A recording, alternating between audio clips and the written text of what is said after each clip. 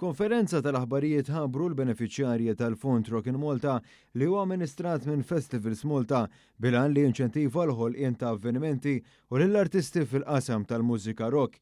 Intqal kif Festivals Malta irċevit numru sostanzjali ta' applikazzjonijiet li bdew jintlaqgħu f'Lulju li għadda u li minnhom intażlu 26 proġett li mistennija jittellaw is-sena d-dieħla bis-sosten ta' dan il-fond. Sa dan it-tant il-benefiċjarji huma il-Gozo Youth Orchestra, Spring Festival 2024, Dark Malta 2024, Xlok Rocks Festival, Rock the South Festival, Għada Mużikali San Giuseppe Ħalaxa, Earth Garden, Soċjetà Filarmonika Marija Mater Grazja, Mosta Music Festival 2024, Rock in the Forest, Venti Music Fest, End of Summer Festival, Vinyl Paradise, The Power of Three, Blues Trio Phenomenon, Teatru Rock Journey Through the 70s, Konċertun tal-Miliet, Travelers Christmas Concert, Time Lord by Iron Horde Promotions, A Symphony from Hell by Raw Not War Entertainment, Konċert Vuċi għall-Annimali, A Night of Music, Compassion and Awareness, Malta Spectacular, The Variety Show, NNG Promotions, Sound Art Malta u Stones Pepperstri.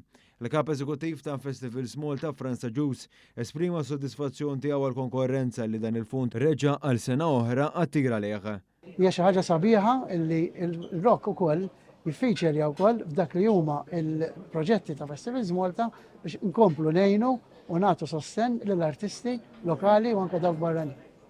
Il-Chairman ta' Festivals Malta Aron Zara sostna kif permezz ta' dan il-fond Festivals Malta qed tagħti appoġġ b'saħħtu għal dan il-ġeneru ta' mużika. U allura permezz ta' dan il-fond inkomplu nħarsu l-qudiem li ngħinu aktar organizzaturi jkomplu jissottomettu l-applikazzjonijiet tagħhom għaż-żminijiet li ġejjin.